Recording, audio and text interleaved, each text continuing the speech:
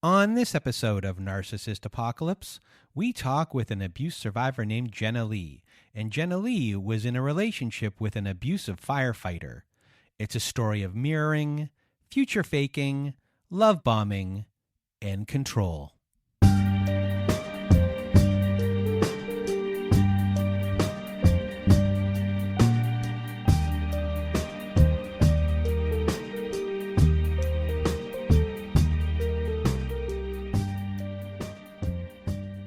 Welcome to Narcissist Apocalypse, everyone. I am Brandon Chadwick, and with me today we have Jenna Lee. How are you? I'm doing great. How are you? I'm doing well. Thank you for being here. And if you want to be a guest like Jenna Lee is today, please do go to our website at narcissistapocalypse.com. Click on the guest form button at the top of the page. There, you can fill out our guest form and press the submit button. We also have a new newsletter at our website if you want our newsletter. Our newsletter comes with a free workbook every week for our episodes. So if you want that newsletter, sign up at narcissistapocalypse.com. And we also have a support group at narcissistapocalypse.com with Zoom meetings every Wednesday night, Thursday afternoons, and Saturday nights. So that is all at narcissistapocalypse.com. And today's episode is a re-release of Jenna Lee's story, and this is from, I think, our first year, maybe the first 6 months this episode is from, and I've done my best to make some better sound fixes for this episode and have a few more insights as well. And there is no content warning for this story, for Jenna Lee's story. And Jenna Lee's story is very much about the trust building and the mirroring that went on right at the beginning of the relationship. Future faking, a lot of love bombing, a lot of fate type talk that is just overwhelming her senses in every way for her to not really trust her gut. And her gut was right, but the abuser here did a really great job of drowning out that noise, that voice. And I know a lot of you will get validated by Jenna Lee's story. And now I'm going to get out of my way and your way. Jenna Lee, the floor is now yours. I would say I was raised in a pretty typical household. I had a mother who stayed home and a dad who worked full time. Very loving family. They are good parents, but both parents brought in a lot of trauma and a lot of baggage from their past. My mother suffers from severe depression and anxiety. So that's something that I kind of had to walk throughout my childhood and even into my adulthood, is coaching your mom, trying to make things better for her, kind of being the parent in some situations. And then a father who, my dad was a pretty level-headed guy, but he went through some really severe trauma in his childhood. A lot of brothers and sisters who suffered through mental illness. And then right before my parents got married, my dad's parents were killed by a drunk driver. So he's had unresolved trauma, things that he hadn't dealt with. And obviously that trickled down into, your future, will trickle and move forward into your future and, the relationships and the relationships with your children. I never doubted that my parents loved me and I would never have those questions, but they did bring a lot of drama with the mental health issues. There's a lot of chaos. I would say that I was pretty much the rock in the family, sounding board to my mom, kind of just that person that my parents would go to whenever there was any issues. One thing that I struggled with, especially when I was younger, is a lot of pressure was put on me to be the best in the family. I was the first child. There was a lot of high expectation on me to do the best, be the best dancer. I was a competitive dancer for 15 years. Be the best at school, have the best friend, have the best relationship. That was kind of how I was raised. So it made me into a bit of a perfectionist, somebody who had very, very high expectations of myself. And I put a lot of pressure on myself at a very, very early young age. So, I had a pretty early traumatic experience when I was growing up. I was in a bullying experience where I was involved with a group of girls who were my best friends for about 16 years. And they decided one day right before graduation, we no longer want you in the group, and we no longer want you as a friend. So that bullying experience was devastating. I didn't go to my graduation. I didn't go to my prom. I wrote my exams in a different room because I was so intimidated by these girls. And it was something that I suppressed for years after that I'm actually just recently dealing with. is the devastation through that one experience that I had with them. I was devastated. I was young. I was impressionable, and it made me into, although it was one of the worst situations, it also kind of made me into, the person I was going forward in my future. So, throughout my life, I guess I can look back and I realized I definitely have some boundary issues, and that started when I was very young.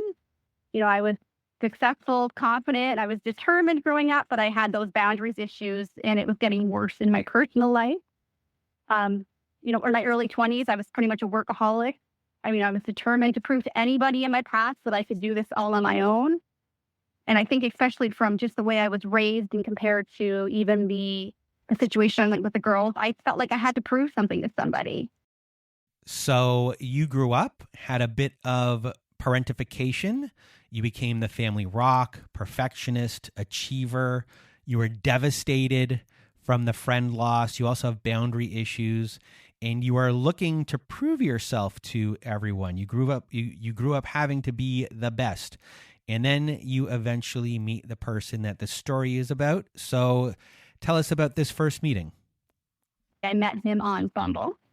I was new to the online dating scene. I saw a lot of people around me who were getting married, and they met people online. So I thought, you know what? Like, what's the worst thing that could possibly happen? Why not just give it a shot, see those? What could go wrong? If I meet somebody, great. If I don't, then whatever. I was going on a few dates.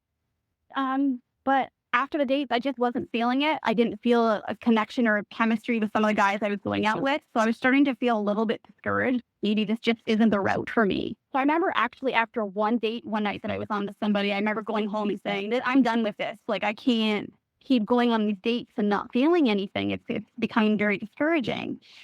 When I noticed that my app had a match with my ex. We first started talking, he seemed like a really great guy, very genuine through our text message conversations. Like, we had a lot of things in common. We wanted the same thing future. So I thought, okay, maybe this actually is a genuine good guy. We kept talking during the week. We finally set up a phone call. He was incredibly charismatic, but almost a little bit too much, where there was points in the conversation where I'm like, I don't think I'm getting a word in here. And I would even joke about him with that. And he would just say, oh, yeah, I'm nervous. I'm excited to talk to you. I remember talking about his career and him, basically saying that, with my job, now I don't feel anything when I see somebody die. And things don't bother me anymore. Suffering doesn't bother me. And I remember making a little joke with him and saying, like, well, are you a sociopath? Because that seems very sociopathic behavior, that you don't have feelings and you don't care. And I remember him laughing and saying, oh, no, it's just because of my job. It's just because of some of the things I see, right? So I kind of brushed it off. I remember setting up a date for that weekend, and we had actually just met at a local bar. So we first met. I remember immediately I didn't feel like that immediate. So when I first met him, I didn't feel that immediate spark. I didn't feel a real strong connection. There was a bit of attraction, but it wasn't immediate. So I was a little bit disappointed, and I wasn't sure if he was my type. But again, that side of me is like, oh, just give it a shot. Like, you never know. Just stop being so picky with people. So we sat down, we got talking. He's building my trust. He's telling me he's suffered with anxiety. He's had a problem with drinking in his past. He's just had a lot of family issues. We're just opening up with one another. And I'm feeling like, okay, maybe he trusts me. Maybe this is maybe he is a good person. He's been through a lot of hard times. We did have that connection was slowly being developed. And I guess there was a side of me that felt some empathy towards him, or like he's been hard done by. And that he was just hitting that side of me, that empathy. So by the end of the night, I remember we're holding hands across the table. He's telling me how many kids he wants to have, and that I'm so special, and he's been waiting to meet a girl like me.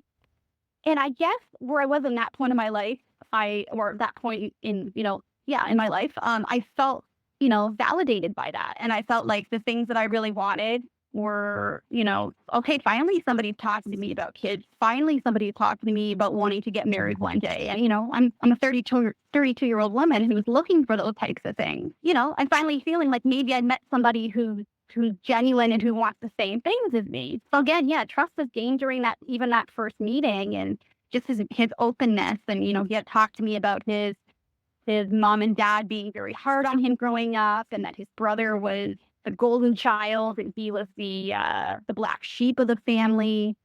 And, again, that conversation kept coming up again and again in the relationship. Obviously, it actually played a huge role in it, in some of our big issues. So yeah, he mentioned he was looking for the one. He wanted to get married. He wanted to have kids. How much he knew all the things that I loved. He knew I loved I had told him how much I loved my family, how much I loved my niece and my nephew. He knew how important family was to me, and that was everything to me. And I had told him from the very beginning that anybody I get involved with, that relationship with my family is so important, and it's key to the relationship being successful. Is can everybody get along? Yeah. So he had very much, very much mirroring what I wanted at this point. He was making me feel like he was very genuine, sincere. And I didn't really at that point have any reason to doubt him. But I will be honest, within that first meeting, there were a few red flags that did come out. He spoke very negatively of a lot of his past exes. He said he was engaged a few years prior, and he compared her to the devil, and said she was a terrible person and that she cheated on him and she just did him wrong. She did not she turned out to be completely different than what she said she was. And I think he even said she was a narcissist. And even he was playing into that. And I remember again playing into my empathy side where I thought, oh, how awful. If here's this guy that wants this future with a family and he's getting, hurt left, center, and right by all these people. So at this point, trust has been built. He opens up. Finally, someone's talking to you about kids, getting married one day, and this is on your mind. Also, I'm not sure if you've mentioned it, but he's also a firefighter. I don't know if you've mentioned that already, but I just wanted to kind of put that in there, that he's a firefighter as well. So that checks a box right there, and as far as safety goes.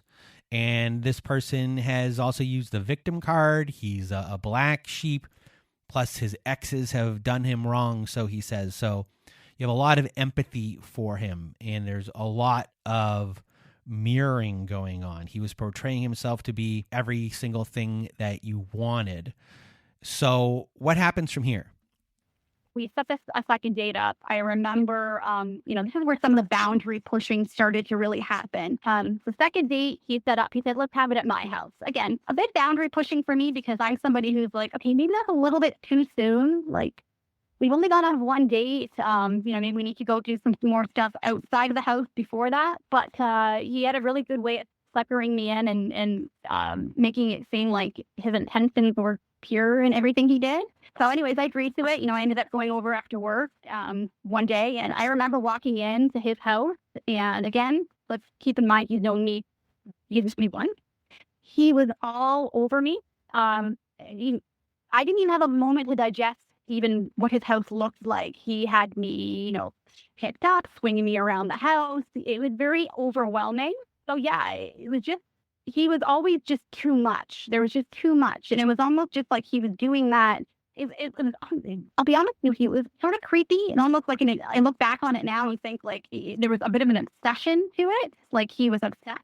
But anyways, we ended up talking for a few hours, and of course, a lot of the conversation was focused in on me and my desires. By the end of the night, I did end up staying the night with him, and again, that's not really like me, but for some reason that did happen. And I remember waking up the next morning, and we talked for hours, and I remember feeling like maybe I found, it seems like this is genuine. There are red flags here and there, but I'm going to ignore them. I'm going to look past them, and I'm just going to keep going with this because I still feel a connection. And here we are talking in bed for hours. It felt right in the most twisted way.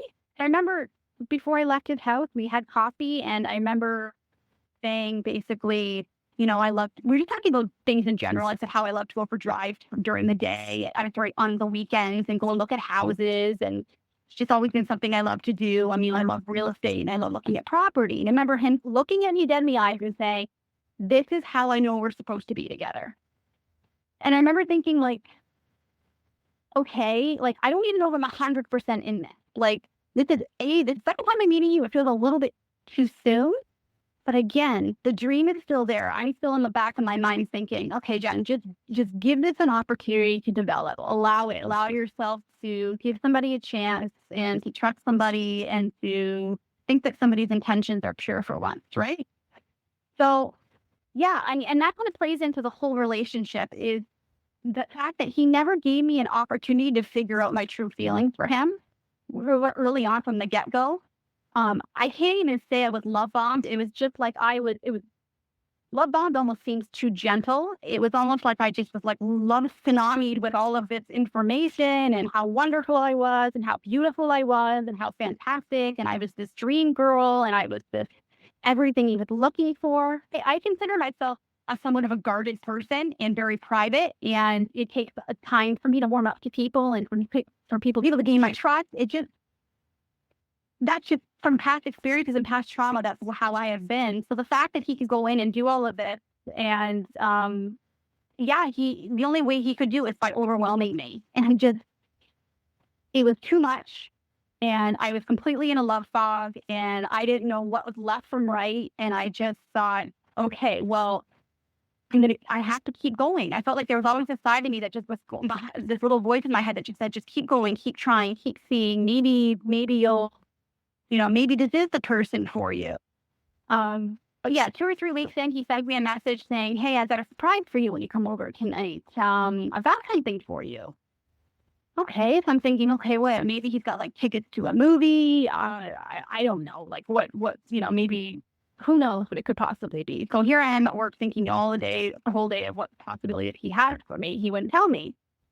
So I get there and I remember walking into his living room and on his dining room table, he had a key and a book that was still in its wrapping. Actually, 2 books that was still in the wrapper still. The 5 love languages. So he said, well, this one's for me. This one's for you. I want you to read this. I think we really need to be on the same page if we really want this to work. We need to understand each other's love languages. And by the way, here's the key to my house. I fully trust you. You come and go as you want. My house is your house. I really want this to work because I can see myself marrying you and having a future with you. So I know it's right. So because I feel like it's right, I want you to have it. And I really did like the guy at this point. For the few weeks we had together, which sounds crazy. They were good. And I did enjoy my time with him, but I don't know if we were at key level yet. It seemed too early, but I guess that was definitely one of his ways of grabbing my attention. And at that point thinking, well, this guy has pure intentions. Look at him. He's giving me a key to his house. Like, there's no possible way that he could have any other, girls on the side or anything. If he's, that fear of cheating, it can't be there if he's giving me a key to his house. So before I get to this key moment, the love bombing here has been huge. It's overwhelming your senses. It's overriding thing. There's a lot of fate talk that is going on. We are supposed to be together. That is overwhelming. And as you said, it's like it's never giving you an opportunity to figure out your true feelings for him. So now we're bringing back the key here. This key, he's using his fate type talk again here. As well with this key, and this is a very effective move. And a gesture like this isn't just creating closeness. This key here, it's creating proof. Like now you're holding something concrete here. It's a key. It's a symbol of trust. And once that happens, questioning him can start to feel irrational, even when your gut is telling you like something is really uneasy is going on. So the manipulation that's going on here is really subtle. And he's giving you something that makes you feel chosen while also lowering the chance that you'll question what is actually happening. Yeah, it's just a smoke screen. It's just a way to say, here you go. Trust me. You have nothing to fear. You have nothing to worry about.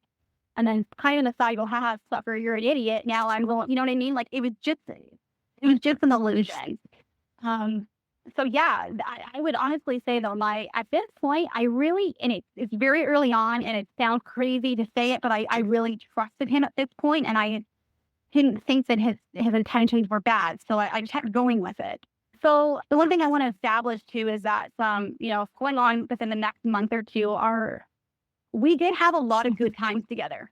I want that to be established, that, we did have a lot of good times together. We did spend a lot of time together. I was spending about 4 or 5 days at his house in a row. You know, it was the weirdest thing to me is that being with him sometimes felt very comfortable. And I had to question that after the relationship ended, because I'm going, why do I feel so comfortable with this person? But I think that has to do a lot with the mirroring that he was doing with me. So yeah, testing the boundaries. I would say, he was very controlling. Like I said, dominating my time and calling me at work every day and texting me all throughout the day. One of the boundary testers for me is he started to bring up girls a lot of female friends. But they were just friends. There was nothing going on. He wasn't attracted to them. There was nothing going on there. He had no feelings. They were not his type, that I had nothing to worry about. So one of the biggest boundary testers very early on in the relationship, I would say, is when he had mentioned, hey, listen, I've got a girl, just a friend. She's got cancer. There's no attraction there. She's going through a lot of hard times. Wanted to take her to the movies. Take her out for lunch. Are you okay with that? Like, are you fine with that? Again, it's probably about 3 weeks in, and I remember thinking, okay, this feels weird, but I'm gonna say yes because it's still early on in the relationship. I mean, if he's had this friendship for years, I'm fine with it. So I let him go. I mean, I keep her in mind because she'll play in the story a little bit later on here. But I would say that was, one of the first boundary pushers that he, where my boundaries had been pushed. Another one, I don't know if he'd call this a boundary push, but it was just something different. He had told me that he didn't tell me. He basically wanted to hear from me very early on that I loved him. He wanted to hear that come out of my mouth. Again, it was pushing my boundary because I wasn't ready to say those words yet. We've only known each other. We're talking, you still live about the 3 week to a month, maybe a month mark at this point. It's too early on. I didn't know how I felt about him. And yes, I really liked him, but I don't know if I couldn't say that I was in love with him at that point. So I kept kind of dodging it with him, and he kept pushing back on me. And he said, well, I guess I'm just going to have to work harder to get you to say it. And I'm like, no, like, this should be just something that's genuine, that's just said when it feels right. There shouldn't have to be any forcefulness in it. But so he kind of tapered off with it, even though he kind of kept throughout the relationship, especially early on, saying like, we love each other. Well, I know you love me. I know you feel this way about me. So of course he gets me in a vulnerable position one night. We're laying in bed together at his house, and he's just about to fall asleep, and he looks over at me and he says, I love you. And I'm vulnerable at this point. Like, I've got nowhere to go. Like, I'm like you, but like, we're in bed. And I kind of I said it back, but it wasn't genuine on my end. But it was his way of pushing me to say those words. And it wasn't in a way where it was a genuine way of saying, I love you to each other. It was just for his way to say, like, I love you. For me to say, I love you. And then for him to say, hey, now I've got you. Like, now I have control, right? Again, there was just a lot of boundaries being pushed and a lot of forcefulness on his end. I just felt like he was always trying to up my boundaries, but at the same time, he loved on me so much that I didn't have an opportunity to really say to him, hey, like, listen, like, this is too much too soon, because at the same time, it felt good and it felt right to me for it to be happening. And I felt like finally I'm meeting somebody who's so into me and is so all about me that maybe I just need to keep going.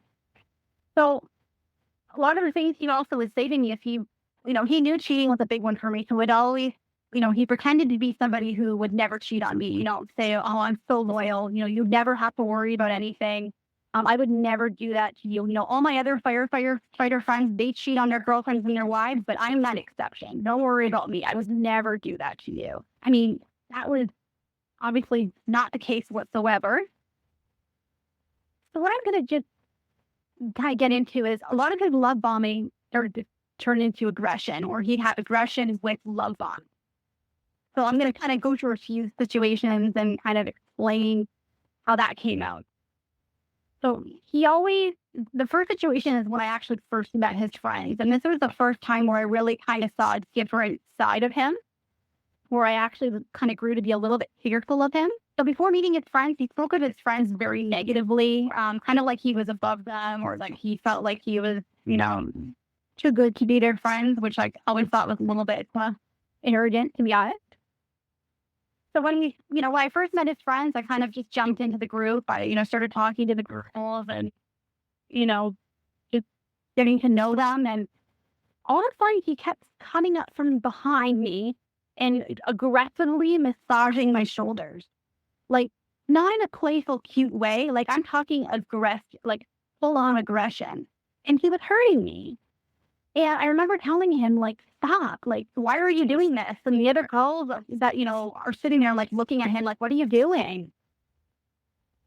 And here I am, like, I'm 110 pounds. I'm a petite little feminine girl. I'm not, like, that tomboy type that wants to be treated that way. So I kept looking at him and being like, can you please stop? And he looks at me and would say, oh, what? You'll be affectionate with me in private, but you won't do it in person? And I'm like, that's not affection. You're being aggressive. You're hurting me. So I remember that whole night, like he'd go off and he would talk with this group of friends, and not even talk. He would sit there and stare at a wall while his other friends communicated, because he was incredibly socially awkward. I remember just feeling like, I hope this guy doesn't come up again. Like, I kept looking over my shoulder, and he was embarrassing me when he was doing it, and he was hurting me, so I didn't want him to come up and do it again. So that was my first real experience of seeing, like, oh, this is not, it didn't sit well with me. But what happened is then we ended up going back to his house that night, and his way to obviously, heal with everything with the love bomb again. And, how I handled myself so well with his friends, and how I was his dream girl, and, oh, you're probably going to be the girl I'm going to marry one day. And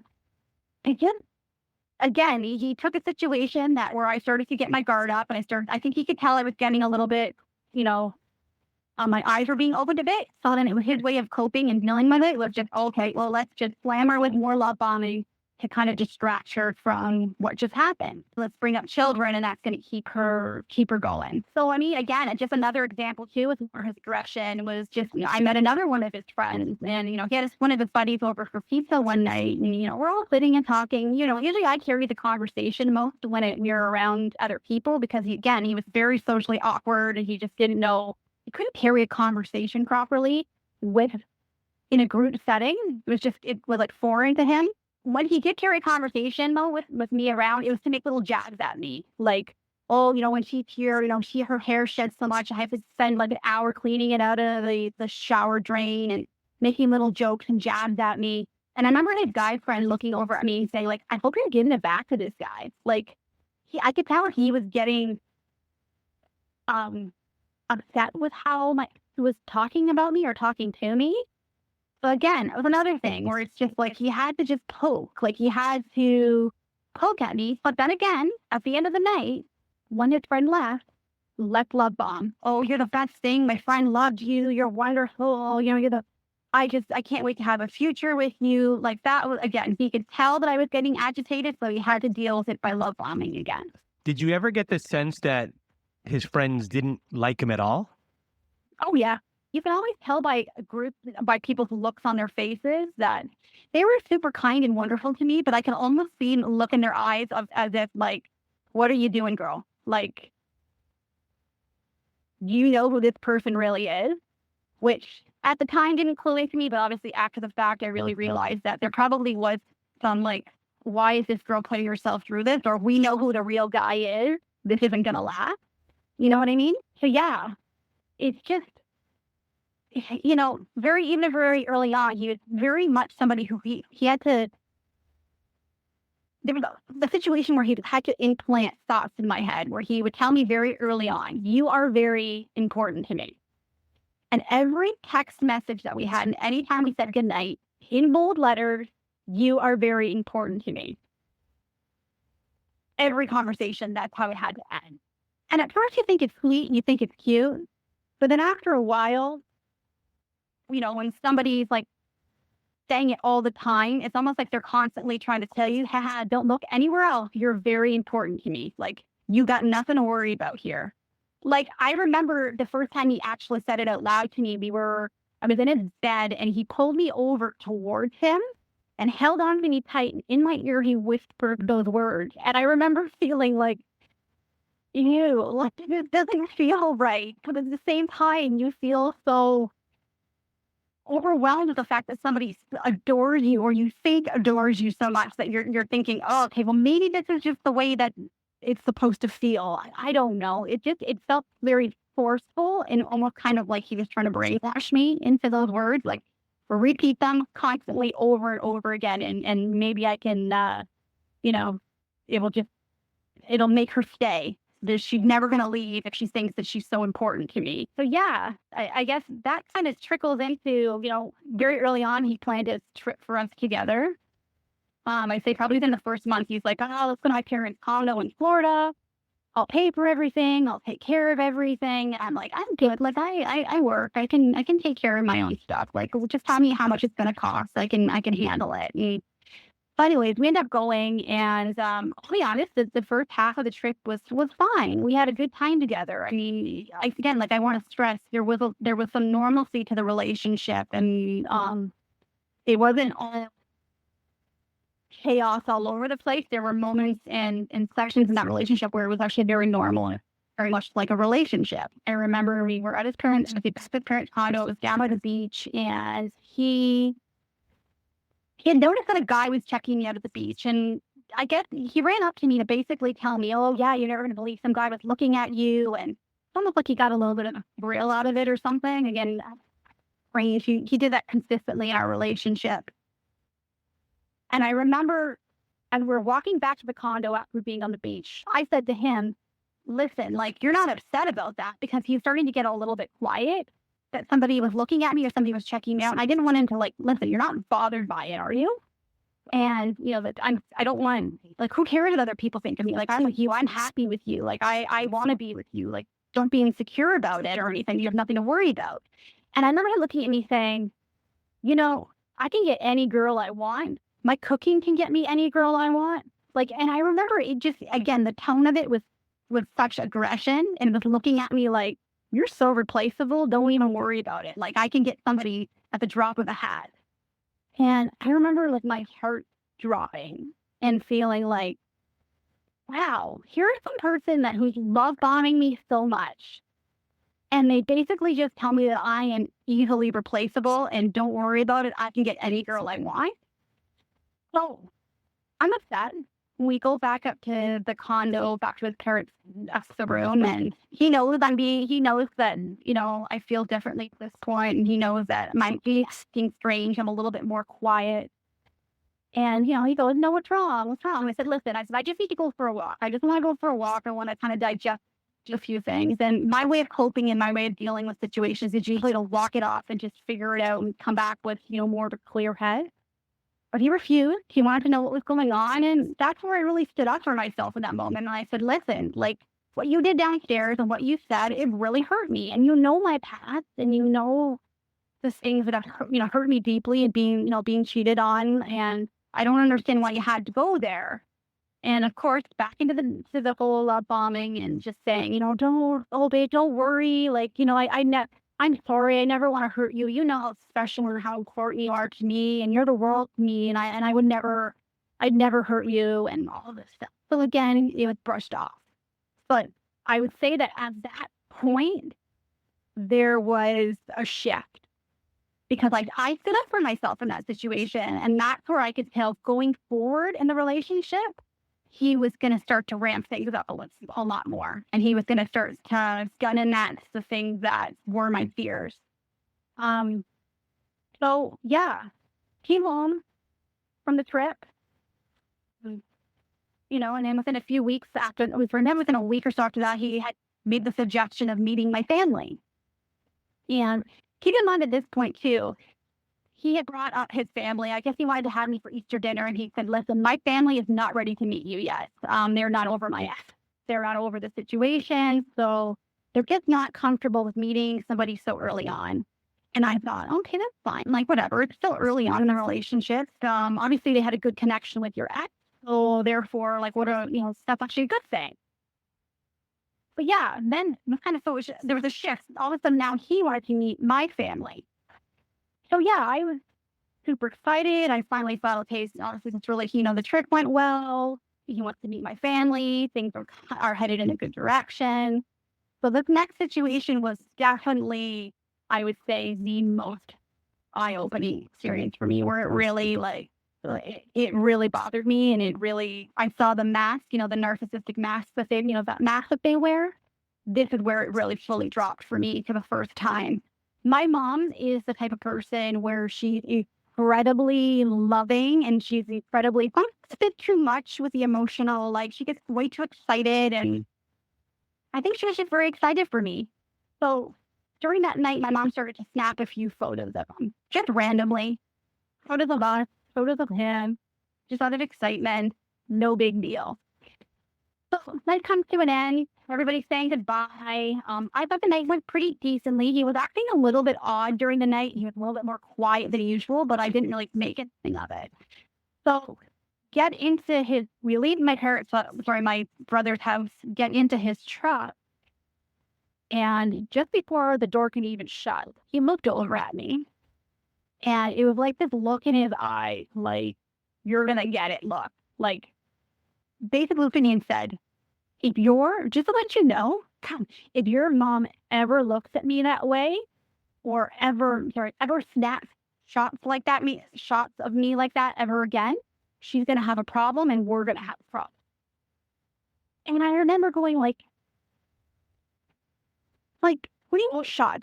If your mom kept taking pictures, you know how much I don't like people taking pictures of me. How dare she? If you don't say anything about this, I'm going to deal with it.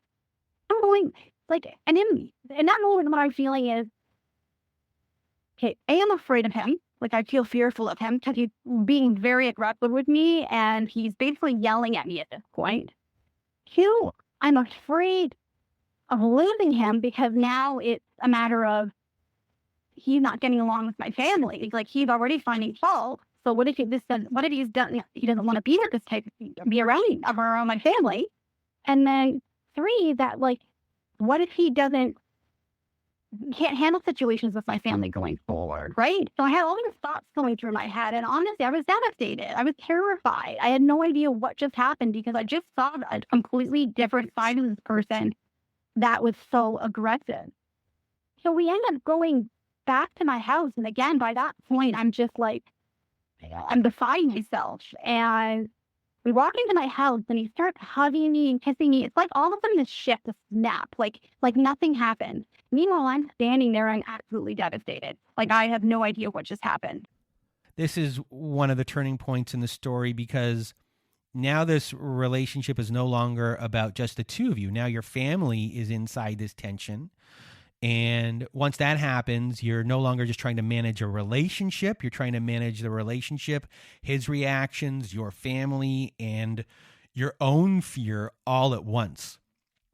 So like the fog is kind of going on here. There's a fear, there's obligation, guilt, and shame, and it's kind of going on in real time. You're afraid of his reaction. That's a fear. Obligation. Now you feel pressure to manage this problem. Guilt.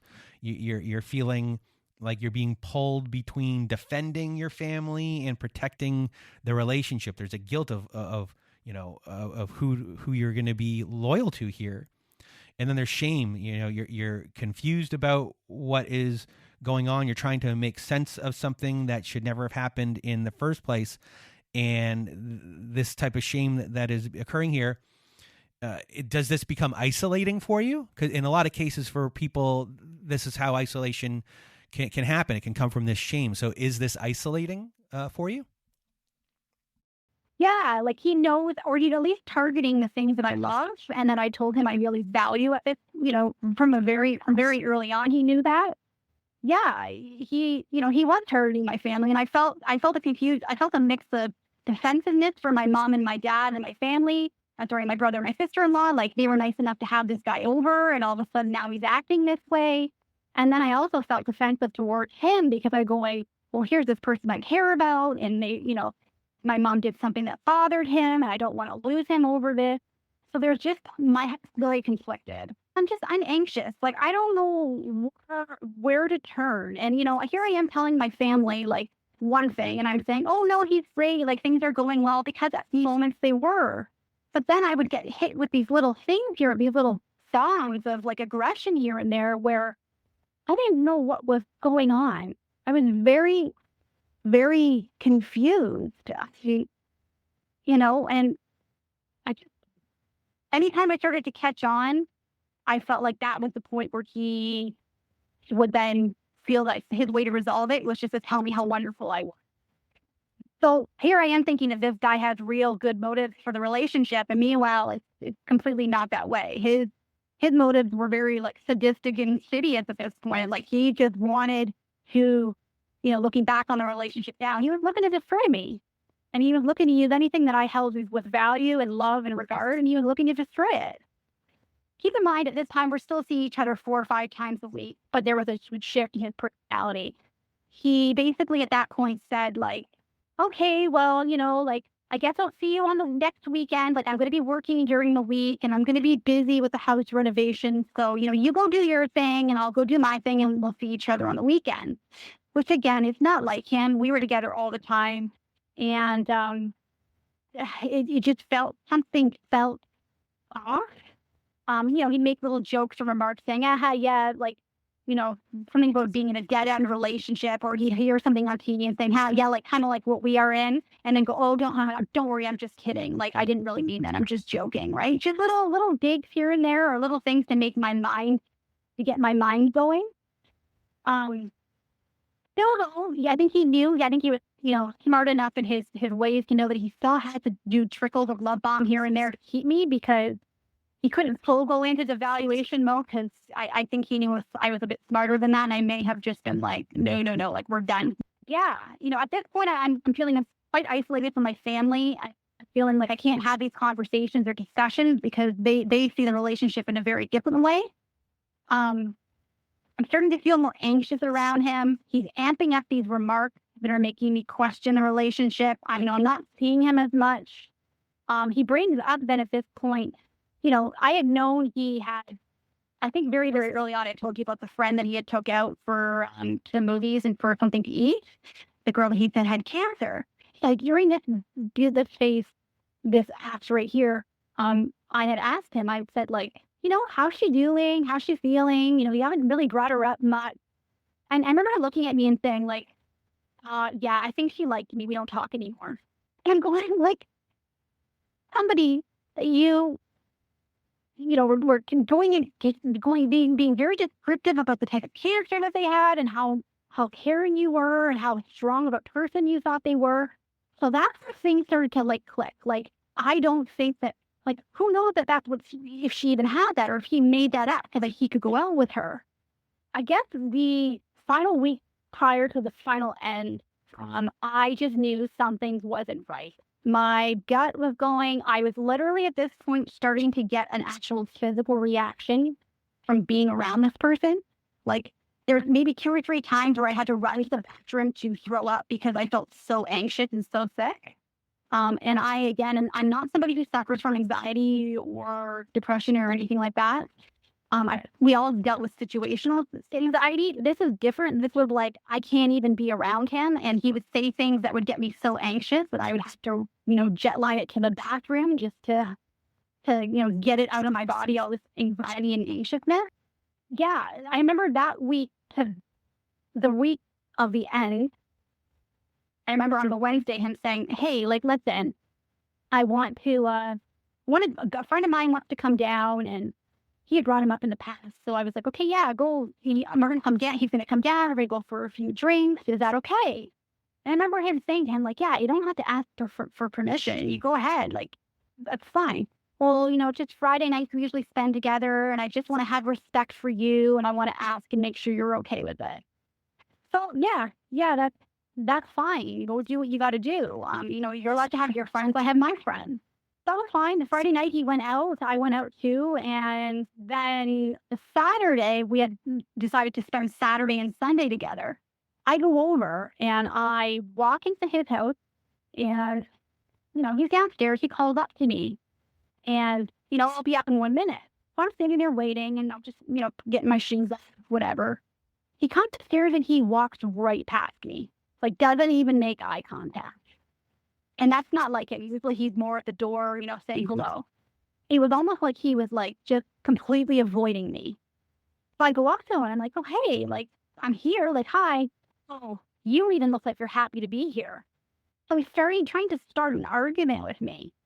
And I'm thinking like, no, like I'm not happy. Like you just walked right past me. You didn't even acknowledge that I was here. Like, of course I'm going to be a little bit taken back by it. So let's just set the tone up. And like, I just felt like there was just a shift or a major change with him. And he was at this point just didn't care. And he was just going to be whoever he wanted to be in front of me. I think for me, it was the look, the walking past me. That's when I knew, now we're counting down this is coming to an end. So I remember waking up Monday morning and I drove to work. I was only about 10 minutes away from where he is. And I remember leaving his house and just knowing that something was going to happen soon. I just knew it. Again, those few days were just very eye-opening for me. So I ended up going to work for the day and I kind of had a game plan. It's time to really figure out who this person is. And so I ended up finishing work. I ended up texting him saying, because he used to get angry if I didn't text him when his work was finished or when I was on my way home. He would text me saying, like, I expect you to text me and let me know that you're going home because I don't want to worry about you. Again, another form of control, right? Mm-hmm. So I texted him. I ended up saying, oh, yeah, okay, hey, babe, yeah, get home safe, blah, blah, blah. I, for some reason, said I am sticking around where I was and I'm going to go for dinner. So I ended up grabbing a coworker and going and grabbing a bite to eat at a restaurant just down the street from my work and shot him a message probably around 6 o'clock saying, hey, you ended up sticking around. Like, what are you up to? I didn't get a response.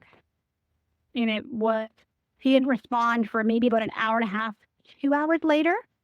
And I remember thinking, that is not like him. Very strange. And I just, again, my gut was like, oh, something is off. Like something's not right here.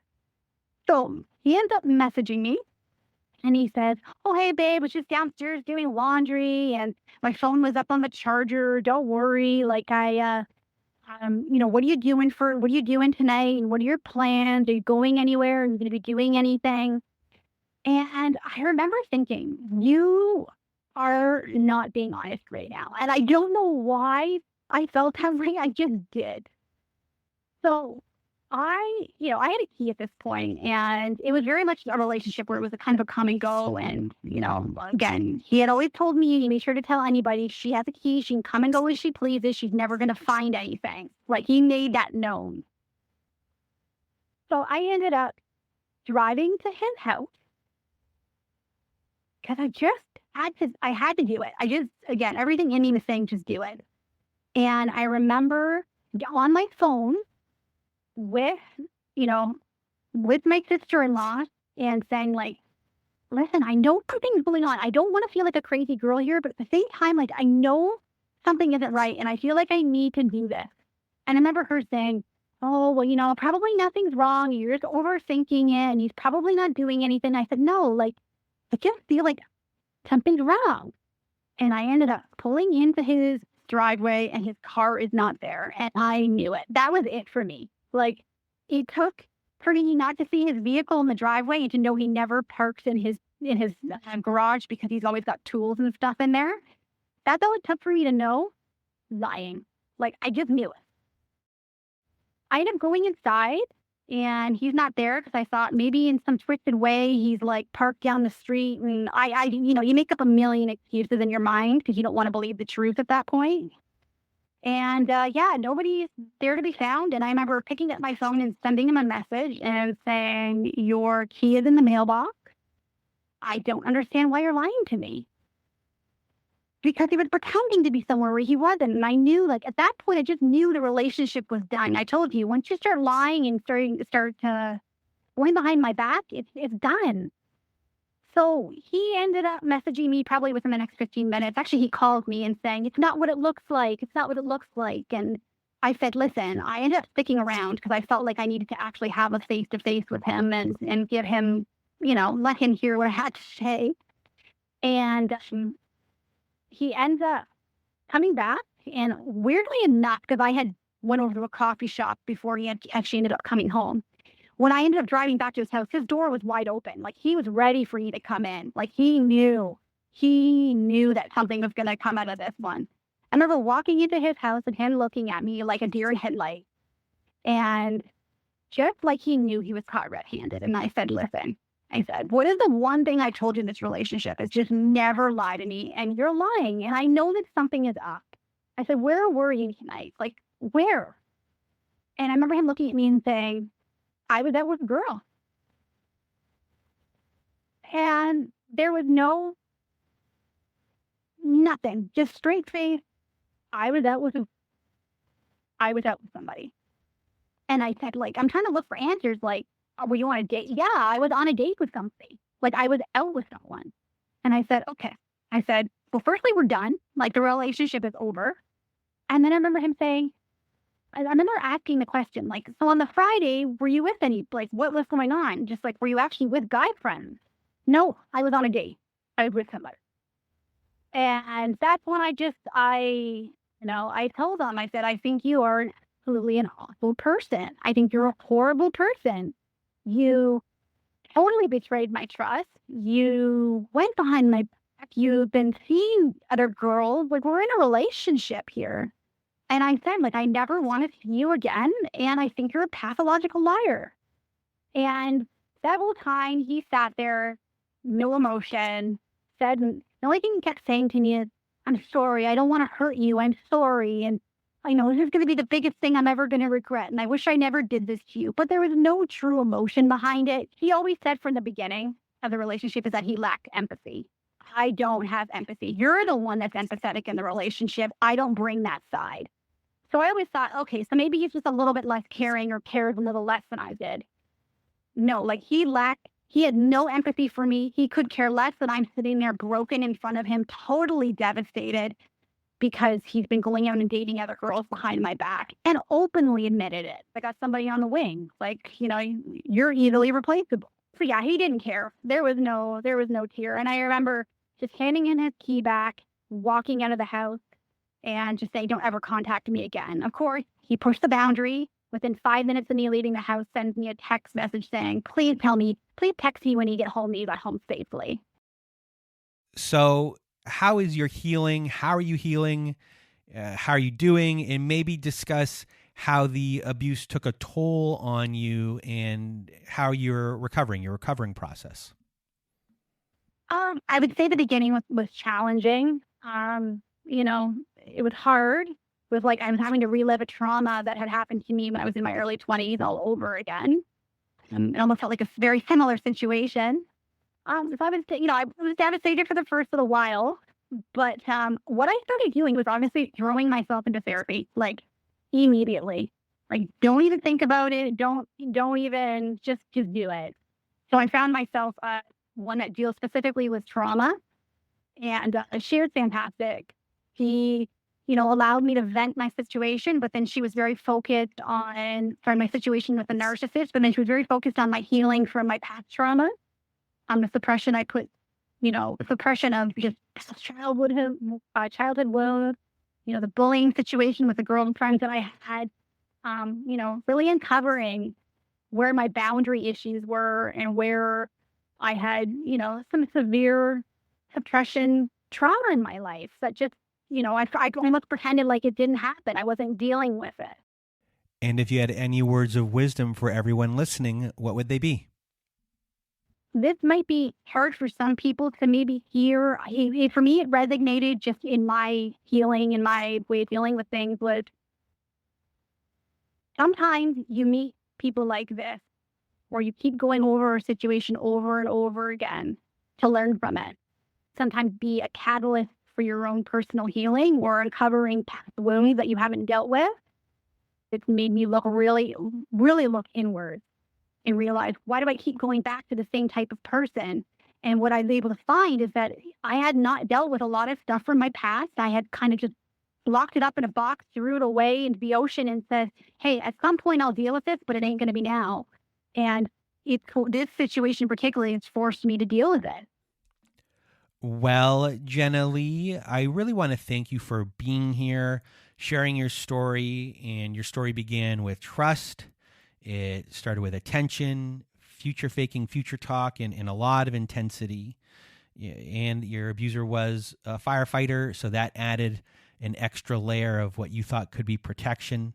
Then came this boundary pushing, confusion, fear, obligation, guilt, shame. And by the time the ending arrives, the damage here has already been happening for a very long time. Trust was built, your reality gets bent, boundaries get crossed, and the person inside you here is really left trying to make sense of two completely versions of the same relationship. And many people will be validated by your story today, and I can't thank you enough for being here. And now you're rebuilding your new foundation, and it sounds like you're doing it, and you should really be proud of yourself. And, once again, I just really want to thank you for being a guest on the show today. Yeah, and no, thank you for having me and having a podcast that, during my healing journey, just listening to the stories and hearing other women, that gave me a place where I can, I feel like I had somebody who understood me or had people who were going through something similar. So I got to say thank you to you as well. Well, thank you once again, Jenna Lee, for being here. And if you want to be a guest like Jenna Lee was today, go to our website at narcissistapocalypse.com, click on the guest form button at the top of the page, fill out our guest form, and press the submit button. Also, we have a brand new newsletter. If you want our newsletter, join it at narcissistapocalypse.com. You can get a free workbook from all future episodes. And also at our website, we have a support group. So if you want Zoom meetings every Wednesday night, Thursday afternoons, and Saturday nights, and forum boards for you to post on to get validation that you need from survivors just like you, join our support group today at narcissistapocalypse.com. And that is it for this episode, for this survivor story. So for myself and Jenna Lee, we hope you have a good night.